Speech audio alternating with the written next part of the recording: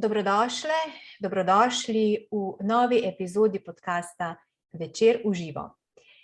Tokrat bomo govorili o dobrodelnosti. To je lastnost, ki Slovence poveže vedno znova in znova. Nič nas namreč bolj ne nagovori ali navdahne oziroma navdihne, kot želja pomagati šibkejšemu oziroma človeku v stiski. To dokazujejo tudi številne zelo uspešne dobrodelne akcije in različni tovrstni dogodki. Kako torej dobrodelnost vpliva oziroma oblikuje naša življenja zasebno, kako družbo? Kako torej jasno in iskreno živeti dobrodelnost? In zakaj jo sploh živeti? Na to bomo poskušali in še na marsikaj odgovoriti v današnjem podcastu. Dobrodelnost je namreč tudi ena izmed tem prihajajočega maratona pozitivne psihologije, ki se bo v Mariboru zgodil 20. novembra in že zdaj prisrčno oziroma srčno vabljeni na ta dogodek. Gost maratona bo tokrat tudi moj zdajšnji sogovornik, klinični psiholog, dr. Aleksander Zadev. Dobrodošli. Lepo pozdravljeni, zdravo. Zdravo, kako ste? Hvala, zelo dobro, v redu, v pričakovanju vaših vprašanj. Potem pa najbolj, da kar greva, ne? Kot sem rekla v uvodu, ena izmed tem, oziroma vaša tema na dogodku Maraton pozitivne psihologije bo dobrodelnost. Pa me zanima, zakaj se vam ta tema zdi tako zelo pomembna, da ste namenili to pozornost, da v bistvu jo boste predavali oziroma o njej govorili na letošnjem maratonu? Živimo v obdobju, kjer nas zunanji dražljaji, informacije, mediji nekako postavljajo kot posameznike v središčno vlogo. Ti si pomemben, realiziraj se, bodi to, kar si. Torej, nagovarjajo naš jaz. Nagovarjajo nas in seveda nam poskušajo razložiti, da smo mi najpomembnejši subjekt za same sebe. V tej trditvi, če jo ne razumemo pravilno, se skriva velika past, ki ima strahovite posledice za posameznika in za družbo. Torej, tisti, ki so dobesedno sprejeli to filozofijo, da smo sami sebi najpomembnejši, brez seveda dodatka, da če nismo močno družbeno vpeti in povezani z drugimi ljudmi, razvijamo strašljive posledice, ne? Od anksioznosti, strahov, depresije, izgube smisla življenja, odsotnosti zadovoljstva notranjega, sreče in tako naprej. Tako da meni se je zdela ta tema izjemno zanimiva, da bi pokazali drugo stran tega kovanca pomembnosti našega lastnega jaza. In to je naše vpetosti v družbene odnose, v povezanost z drugimi ljudmi. In solidarnost, dobronamernost, dobrodelnost so tisti deli družbenega doživljanja, življenja, ki nas najmočneje povezujejo z drugimi ljudmi. Pa bi lahko rekli, da trenutne razmere so še nekako ključne, oziroma rekli ste, da zelo izhajamo iz sebe, ne jaz se poudarja. Zdaj verjetno še bolj kot sicer, oziroma so te družbene razmere zdaj kličejo k temu premisleku v solidarnosti, še to bolj kot, ne vem, pred leti, pred časom.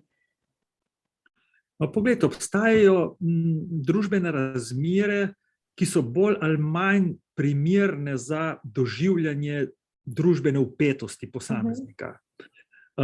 Trenutna epidemija je zagotovo tak trenutek, oziroma zdaj ni več trenutek, je v času že kar traja dobro leto pa pol, tudi nekaj več, kjer nas vedno znova opominja o pomenu družbene solidarnosti, dobrodelnosti, dobronamernosti.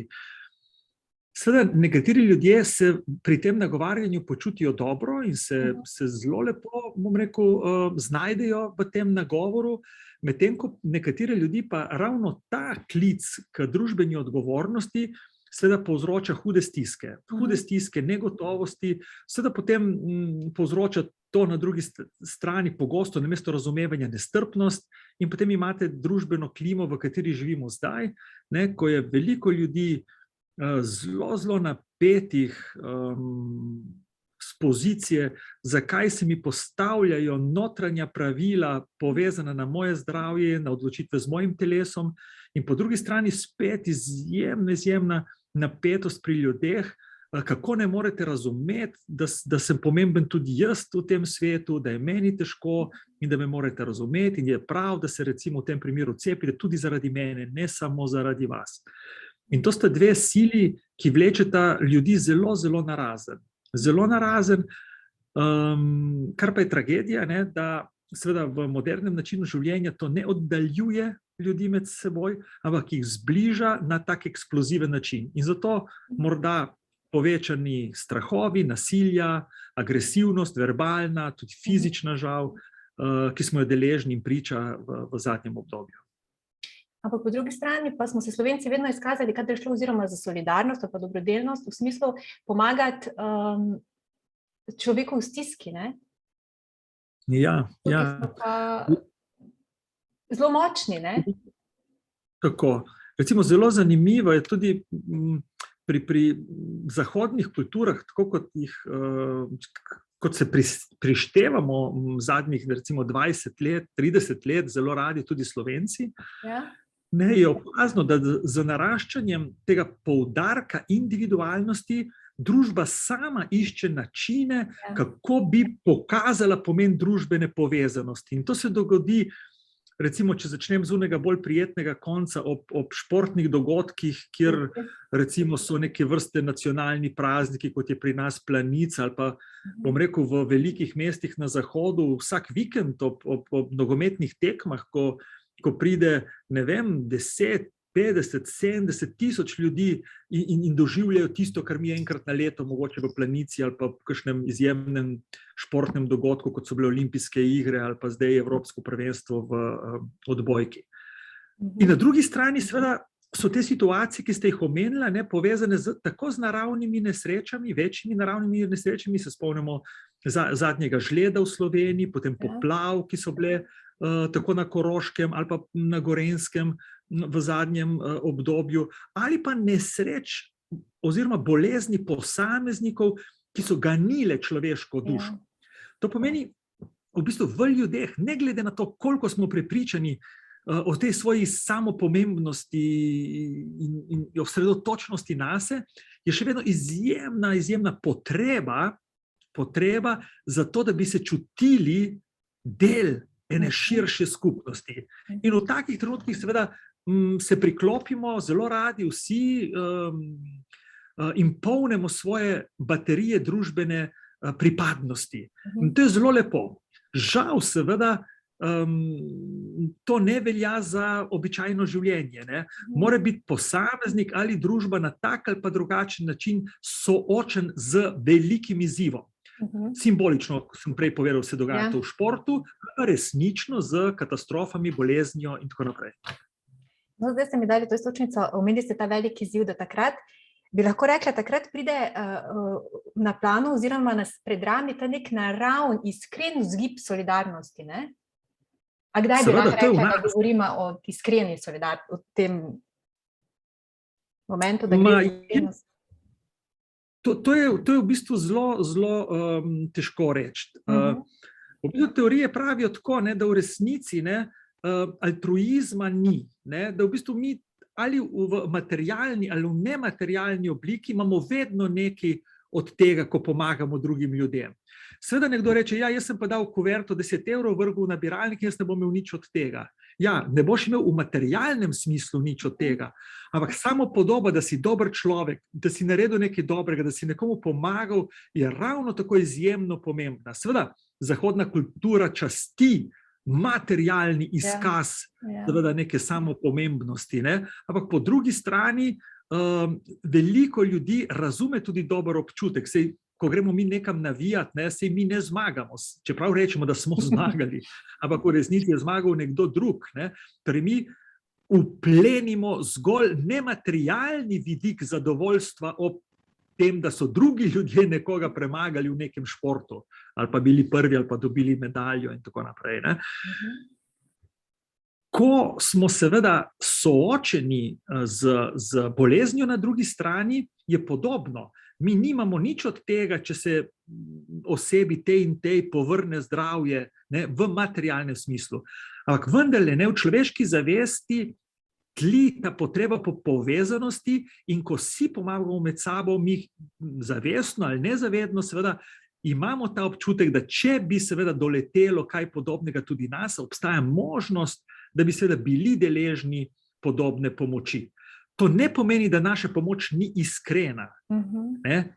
Ni iskrena, je zelo iskrena, zelo iz srca, ampak če vključimo tudi nematerialno plat človeškega doživljanja, ki je seveda izjemno prisotna skozi naše kognitivne procese, skozi čustvovanje in tako naprej, je seveda ta nematerialna plat pogosto še bolj pomembna kot sama materialna plat tega naše dobrodelnosti, dobronamernosti, ki jo izvajamo do drugih.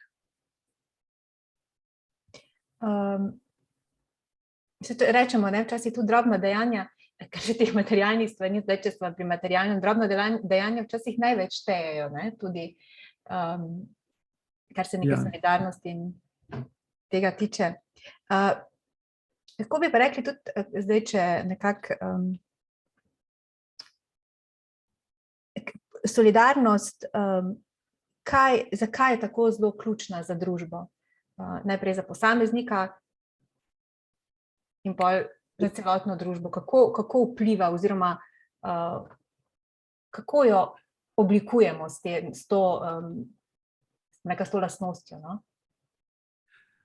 Tukaj bom za to razlago bom šel malo nazaj, si bom sposodil evolucijsko psihologijo, ki jo se mi zdi izjemno blizu, imam zelo rad in si jo pogosto sposodim za razlago določenih značilnosti človeškega delovanja.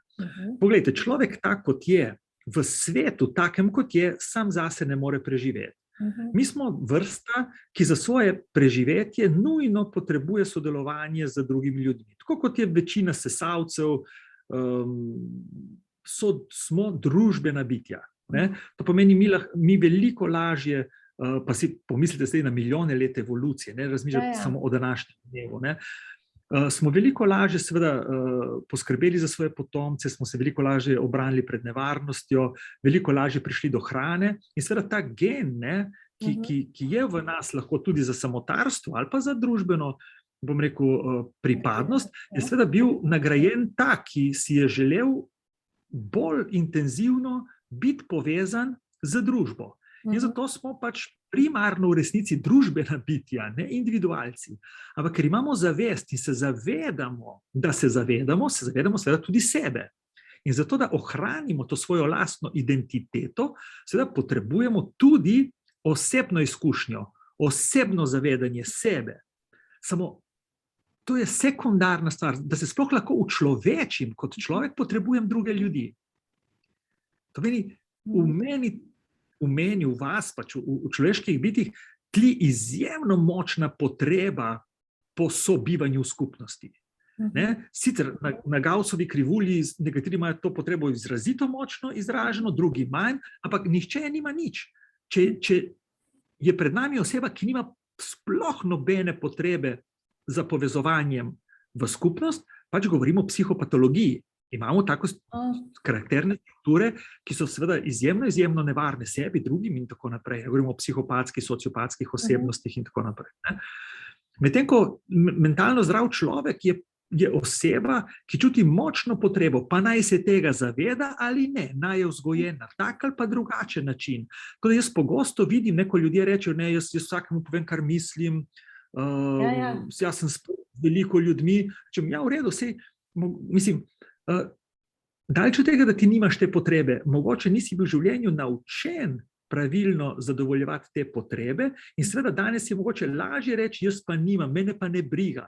Jaz srečnega človeka, ki bi bil skregan s pol sveta, še nisem videl. To pomeni, da v bistvu, če mi nismo povezani tudi z ljudmi, ki jih ne poznamo, trpimo. Danes se to zelo vidi, recimo ti bereš po nek svoj komentar, objavo na Facebooku, Instagramu, anonimne komentarje ljudi, ki jih ne poznaš, ne veš niti, kdo so, niti ne veš, če so iskreni, morda ti niti ne veš, če se delajo norca iz tebe in te prizadene. Te prizadene, to pomeni, ko ima nekdo žaljiv komentar, pokaže to oddaljenost od tebe, to odtujenost in to nas vedno znova zaboli. Nas zaboli seveda, če nas nimajo radi bližnji ljudje, ampak nas zaboli tudi, bom rekel, če pokažejo svojo sovražnost do nas ljudje, ki jih niti ne poznamo. Torej, ta potreba po skupnosti je globoko zapisana v naših genih. Po te pripadnosti. Ja. Kaj pa to, mislim, zdaj se mi je čisto tako porodilo tudi v kontekstu tega, da zdaj se zelo poudarja, se vi kot klinični psiholog tudi to veste, mislim, v smislu najprej je treba tudi poskrbeti zase.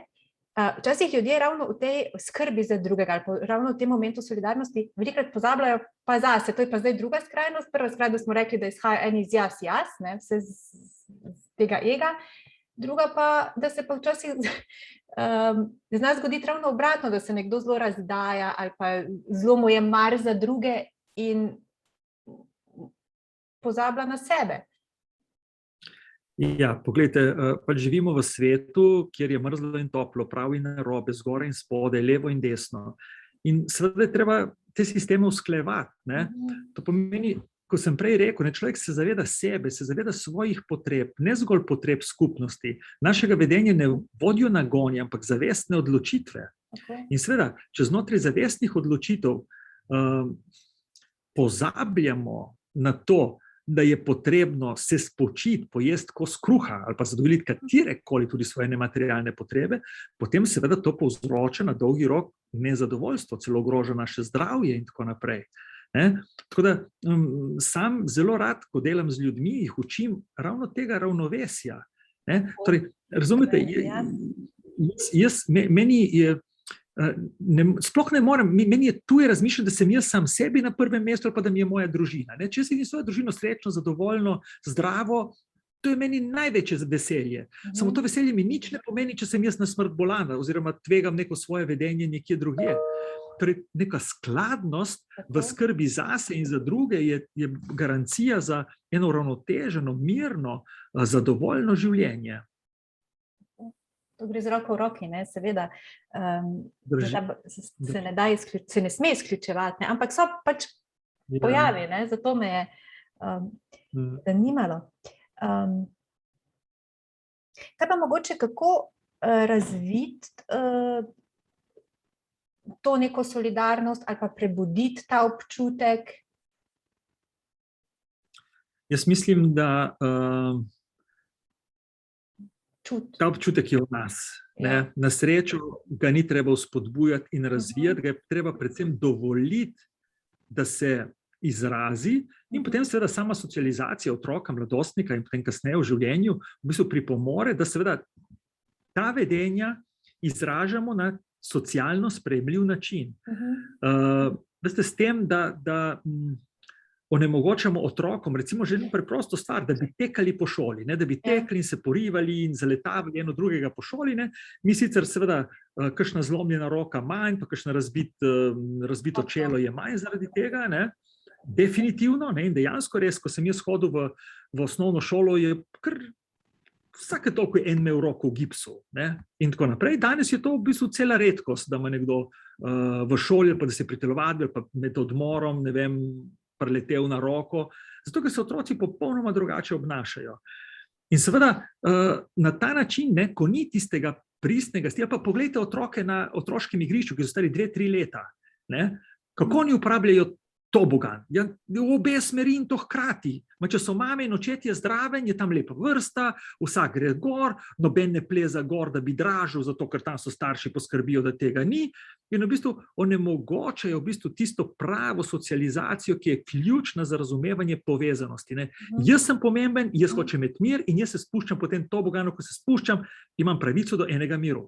In tukaj sicer naredimo mogoče eno dobro stvar, da za enega otroka, ki je malo bolj zadržan, evo se je 2-krat spustil po toboganu, pa 50-krat, se ni važno. Sem po drugi strani, ne, kako naj ti otroci brez plezanja en po drugem, porivanja enega v drugega, sploh razumejo pomen skupnosti kot take. Ne? Oni se ves čas socializirajo v prisotnosti odraslih. Ne? Zelo malo sami s svojimi pravili, kjer ugotavljajo, kaj je prav, kaj je narobe, kaj pomeni ta skupnost. In seveda njim je največja skupnost število sledilcev na enem omrežju. In to je groza, ne? Ker v bistvu to število daje popolnoma drugačne informacije kot število resničnih prijateljev, s katerimi lahko igraš nogomet, si podajo žogo, badminton ali pa karkoli že.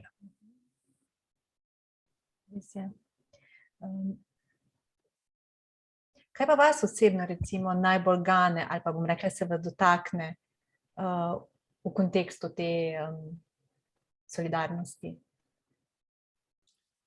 Tukaj sem jaz mogoče malo bolj čuden, ne? Mene se običajno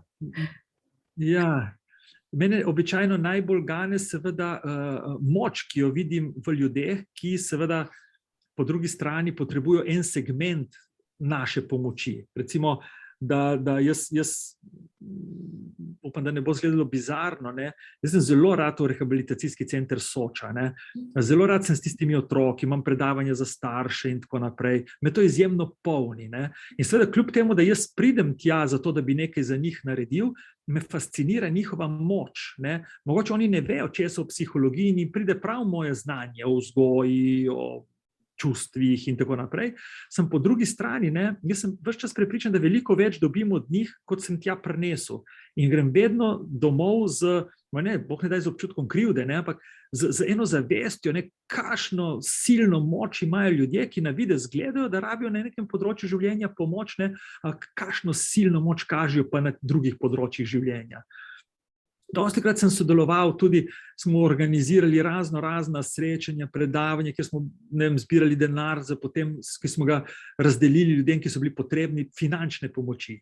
Ko sem se soočil z nekaterimi od teh ljudi, ne, ko vidiš, kakšno strast do življenja, voljo, pogum imajo, se češ, wow, ne, mislim, hvala vam, ne, vi meni, ne, ko se učiš od teh ljudi. Ne. To se mi zdijo recimo ene take stvari, ki mene fascinirajo ob tem, ko se postavim na tisto stran, ko rečem, da sem jaz na videz dobronameren. V resnici je toliko nematerialnih koristi vedno v našo smer. Ne. To ste mi zdaj tako dali zelo lepo istočnico za konec. Jaz sem kar takle zamravlinčila. Zdaj, kako ne rečem, slogan ali pa misel naših podcastov, vsebine in dogodki, ki navdihujejo. Želela sem vas ravno to vprašati, kaj vas navdihuje. Zdaj, delno ste mi že odgovorili. To srečanje oziroma sporočila teh ljudi, s katerimi sodelujete. Ja. Še kaj? Zagotovo. Jaz že 30 let spoznavam ljudi, ki prihajajo k meni, ko so v najzahtevnejših obdobjih življenja.